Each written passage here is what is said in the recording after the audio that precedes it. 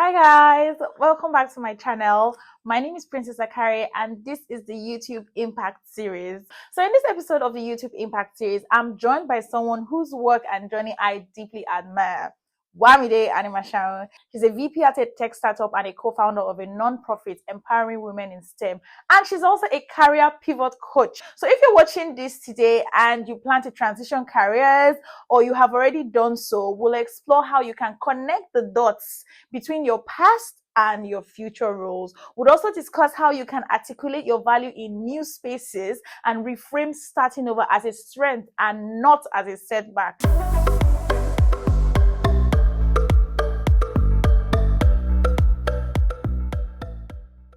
Wamide is here with us, as you guys can see. So I'll just let her do like a quick intro of herself. Hi, Wamide. Hey, hi Princess. Thank you so much for having me and thank you for doing this. I think it's very, very, very needed in this space. Mm. Thank you. Well, I'm Wamide and Princess has said a lot, but the core thing is I wear many hats. Maybe it's something else you do know. In addition to some of the things that Princess has said is I'm a mom. I have an almost 4-year-old and I love cake, any pastry really, but I can't bake to save my life. At least you can buy the cake. I can very well. That's what we need. As far as you can buy the cake, that's what we need. We don't even need anything extra.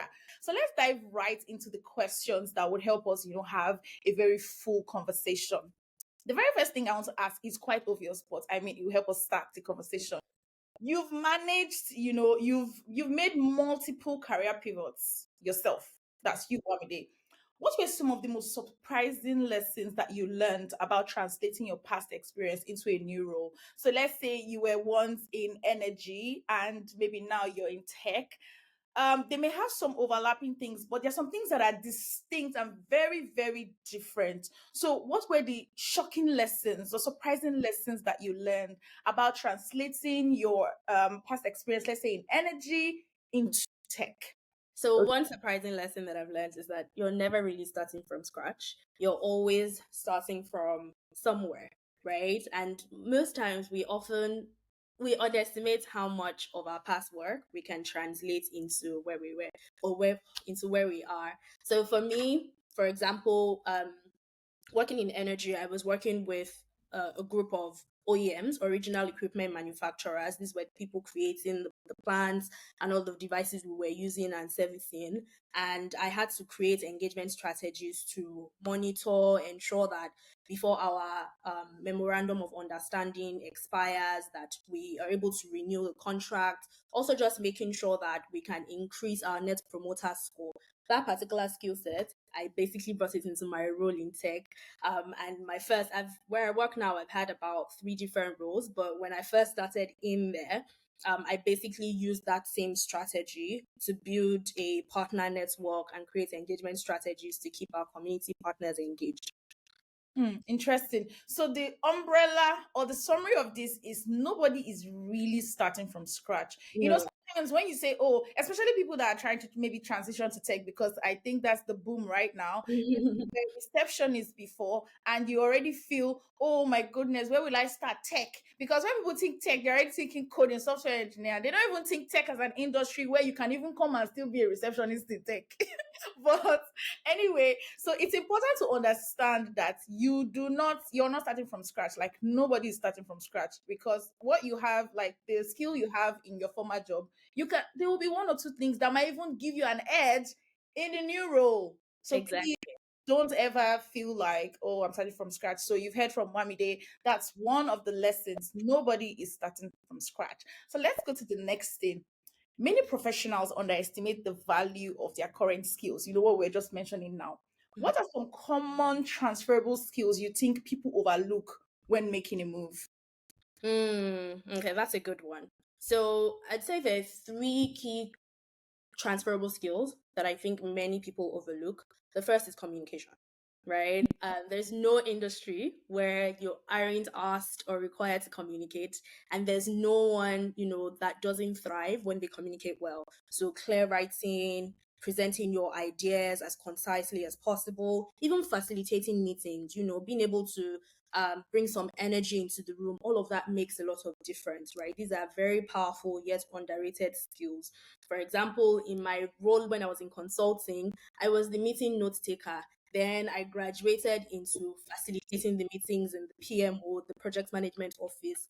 Those skills, now I can wake up and facilitate any meeting from scratch, right? So those skills, even though I did this like 8 years ago, they're still serving me to today. So communication is one core transferable skill that people can always use.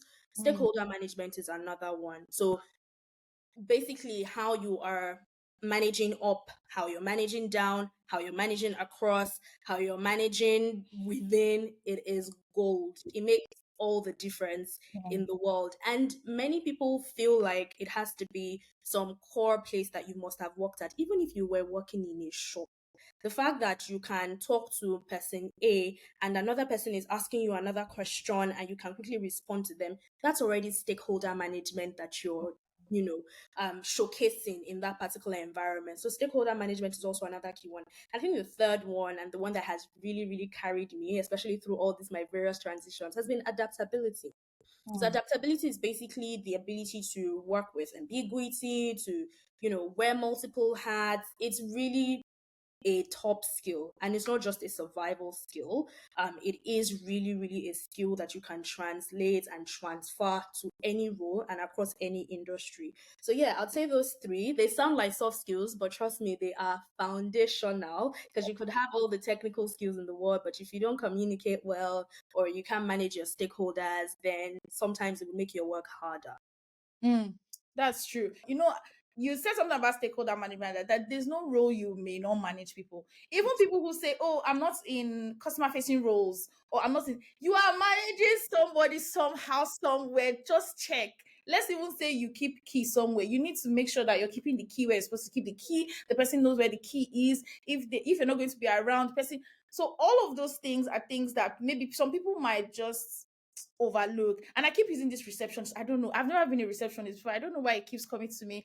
But just that receptionist now that knows how to communicate with their people who are coming in. Just imagine she wants to transition to customer experience or even product management. She already knows how to handle people, especially difficult people. And on calls, she can just say, "Oh, don't worry." She can come and de-escalate the matter immediately. Then you've been there since in the company. You don't even know how to do that, but she learned that skill like at her former job. So very important, very important, guys. Yeah. Communication. I keep hammering on communication because I mean, some people say you can, you can. What's the word? I think some people call. There's a Nigerian word for it, but when I remember, I'll say it. But it's more like you can wiggle your way out of some things. But communication, if it's not there, it's not there. Not there. But it also can be learned, right? So Yeah, it can be everybody done. Exactly, realize that exactly, you can be better at exactly. listening, you can be better at communicating your ideas clearly, you can be better at presenting your ideas and even influencing your ideas. Very many times people feel frustrated at work and say things like they're not listening to me or my voice is not heard and whatnot. Instead of looking at it as a complete, there's a place for those sort of environments, but there's also a place for just becoming better at influencing, at communicating, and getting the results that you want to see. Awesome. Thank you so much. So now the next thing we're talking about people who are trying to like transition. So when Mhm, you're preparing for that transition, how mhm, do you identify the right narrative to tell during interviews or in your personal branding? Some people are not even transitioning in terms of like receptionist to PM now. They mhm, are transitioning from no work, or maybe they've not worked for a long time, maybe they took a break from motherhood or whatever.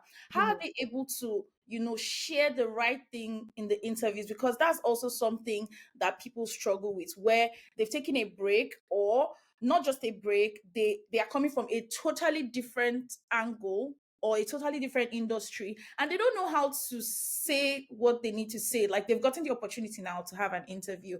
How do you think they can frame that narrative to be able to, look attractive, sound attractive to the hiring managers, the recruiters, etc? Okay.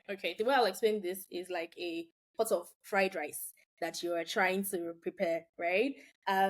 Before that fried rice becomes fried rice, there are a couple of ingredients around: your bell pepper, your green peas, your rice itself, right? So your rice is the main dish, but all the other condiments come together to make it what it is. And then there's oil, there's, spices and all of those things. So think about your rice as your goal, right? Mm. At the core of it, you have a personal goal. It could be I want to make more money. It could be I want to be more flexible. It could be literally anything. Let's But you focus on money. money, right? Okay. So let's say you're looking at this and you're like, okay, I've been at this receptionist role for a while. I'm currently earning $45 per month or something, and I want to start earning $1,000 in a month because I've seen that other people can do it.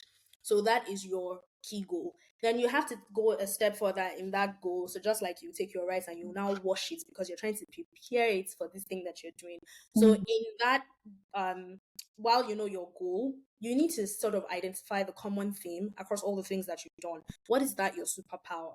What is that thing that stands you out? So you kind of need to think through all the things that you've done or all the problems that you solved where you were. It could be that you took calls on time. It could be that you routed calls to the right people. It could be that you quickly helped people settle in, or you created a fancy way for guests to not feel like they were waiting for too long. You maybe crushed the waiting time. It could literally be anything. So find that superpower or that problem that you solve and just, let's keep it somewhere. Now, the second thing is the role itself. The role Mm. itself is where you want to, let's say, where you want to go, what you want to do next, so to say. So in the fried rice example, this would now be all the condiments that make your fried rice fine, so to say. So you will prep all of those things, you will have them in a certain place, right? Now, once you understand the role that you're trying to go into, you also need to try to understand the problem that they want you to solve in that role and juxtapose it against the goal, the narrative, the thread, the thing that you have drawn out for yourself. And then the third thing is the company, right? The company is the pot now because the company now houses everything. And it's in this company that, for example, in the fried rice example, you put the rice, the condiments, all of those things in the pot and you're going to cover it. So the pot holds the container. That's the way the company is as well. It's the container between the goal that you have in mind and the role that you're trying to get into. And so, in doing that, when you understand what the company is looking for or the type of company that you're trying to go into, it also helps you figure out the kind of narrative you should be, selling. So, I'll give you an example with some of what I had done. When I left consulting, I went to business school. And when I was done with business school, I decided that I wanted to work at a startup.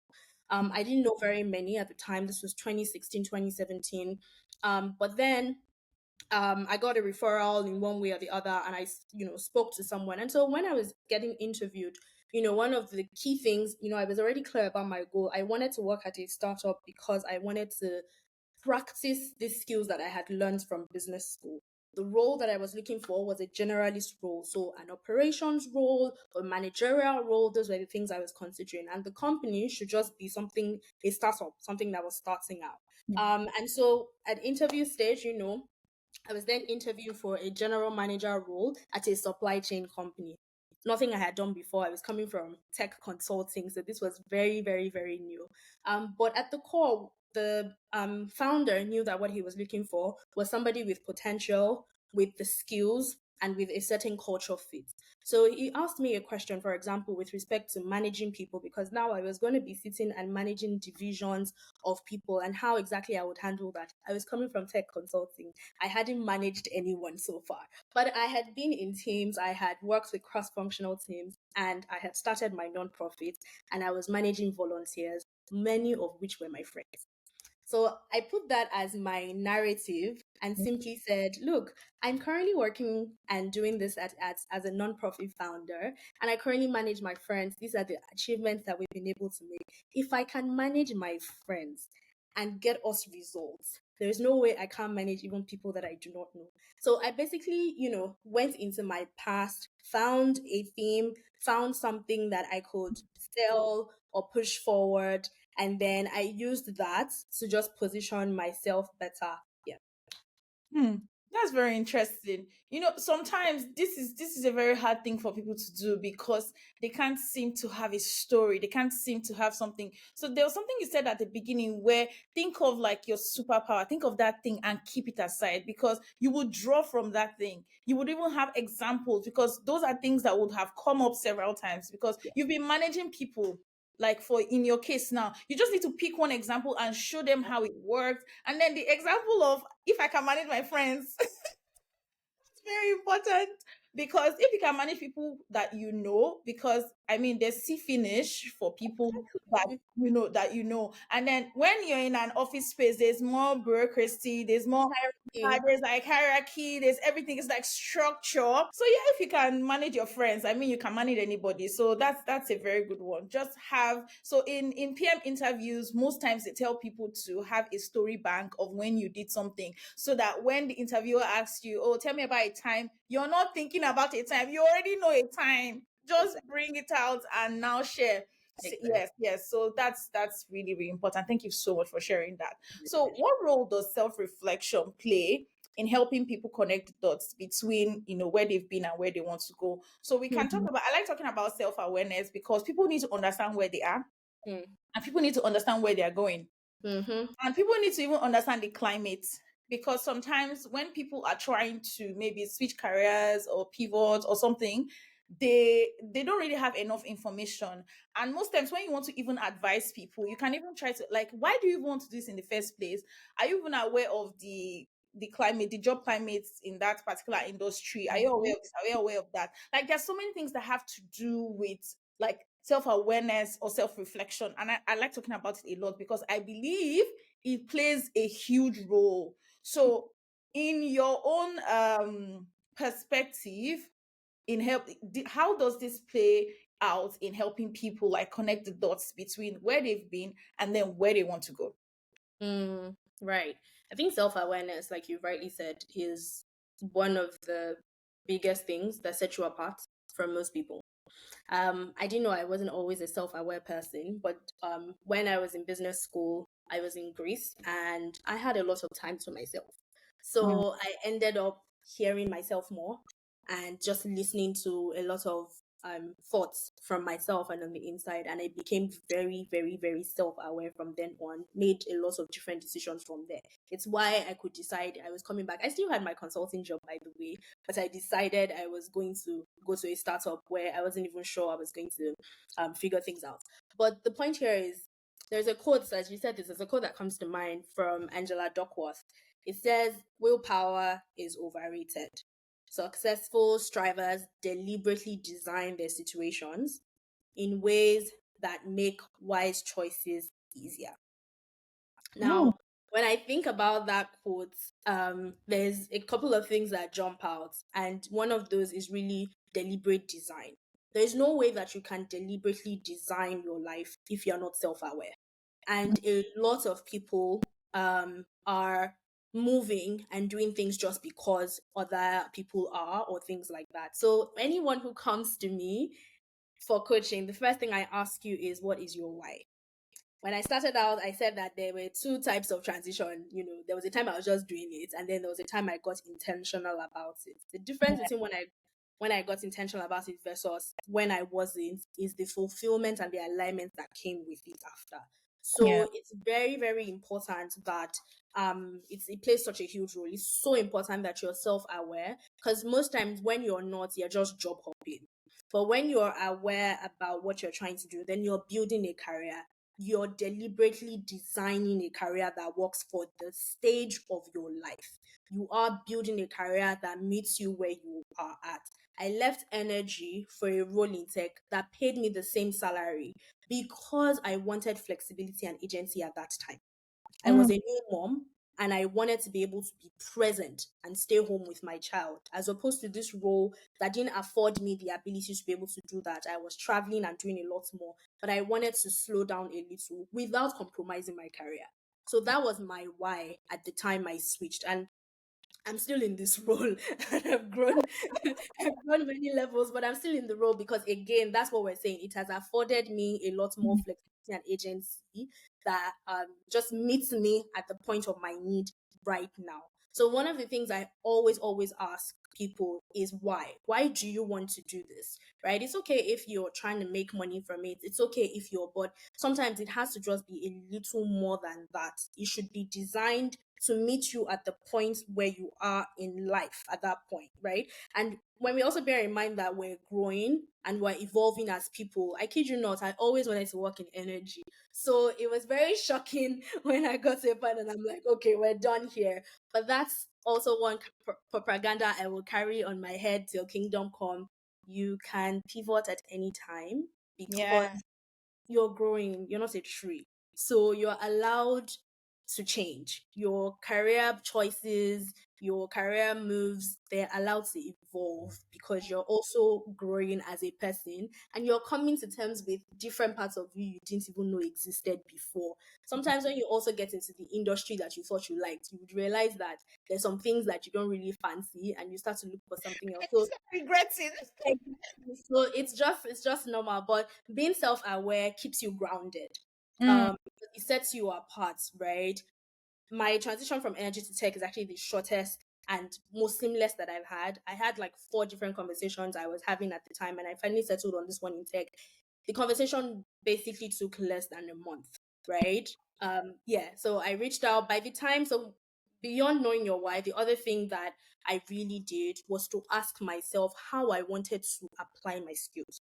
So mm, I did a skills audit. At the time, I had worked for 8 years. So I did a skills audit, just thinking through all the things I had done and trying to find my common thread. And I settled on, okay, I'm going to do a role that has a combination of strategy, partnerships, and operations. This way, I can use all the skills that I want to bring to the table. My skills from consulting will come into play here. My work doing project management will come into play here. And mm. most importantly, everything I've learned from business school and building businesses will come into play here. And that made all the difference, really. By the time we started talking, and in 1 year, it was clear that it was great that I joined the company at the time. I was literally the, shall I say, silver bullet that they needed at that time. But yeah, that's what clarity and self awareness does to you, because now you can easily decide on why you want certain things or why you don't want certain things. Yeah, so those questions really, really help. I do have a workbook just asking a couple of prompts and questions that really help you ask some deep Yeah. journaling. Yeah, just reach deep down That, and ask yourself. Yeah, yeah. That's interesting. So you said self-awareness makes you grounded, and that's a very good one because most people they just say, ah, it's tech that is raining now. They we just go.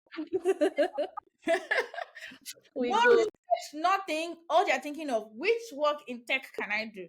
I don't Or want to coach. What yes, work so there's no or there's better still, you just job hop for the sake of it. And then exactly you're if you're frustrated getting into something that you didn't even really know about, or you just don't even now find wherewithal yes. And then your transition will not be in vain because you have exactly. suffering. Then you cannot even publicly come and complain because you are the same person that disturbed us to transition. You are inside. You have to now stay inside by force now because So know your why, very important. you know your why. Very, very important. So you coach me to senior professionals, navigating career changes. I will say you are the career pivot queen. If anybody ever wants to like pivot from where they are to where they want to be, I will just point them to Wamide. So what are the mistakes? Yeah, what are the mistakes that people make when trying to reposition themselves and what should they do instead? I'm sure you've seen a lot of people and you've watched people make a lot of mistakes, or you yourself you may have also made some mistakes when trying to transition. So what are these mistakes that people make when they're trying to pivot careers and what should they do instead? Yeah, it's funny, right? When I was pivoting and going through all of this, I felt like the most confused person on earth. But it's really great to be able to look back, and now help other people quickly get through to the new career that they're trying to go into. Yeah. But having coached almost 100 people in 3 years, I think Woo!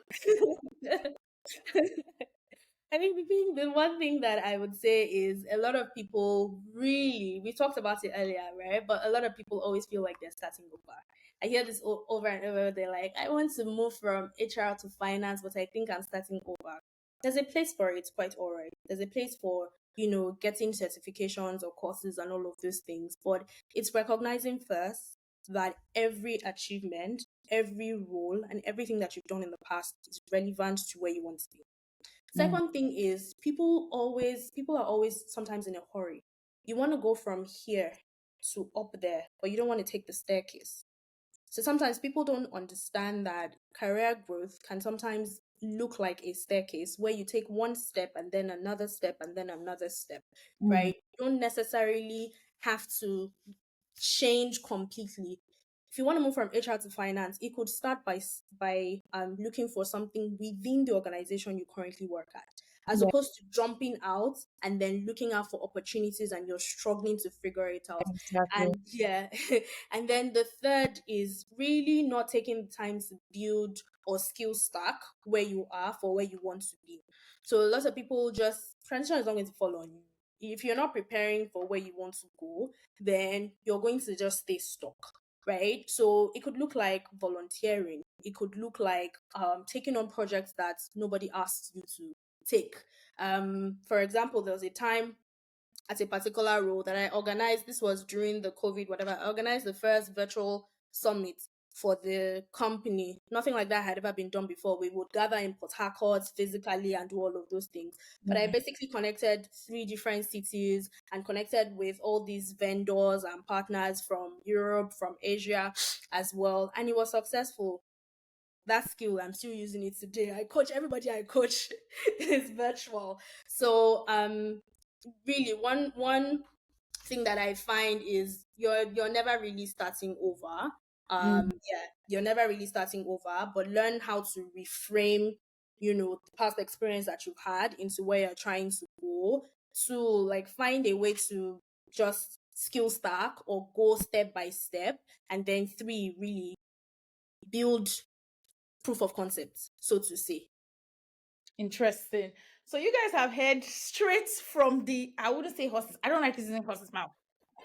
Straight from the career pivot queen's mouth. We've talked about a lot of things today. First of all, we started with like the surprising lessons where we talked about you're not really starting from scratch. And you mentioned that like 5 times now. So everybody should have, everybody should know now that nobody is really starting from scratch. We also talked about the transferable skills that, people overlook, the major one being like effective communication and also like stakeholder management.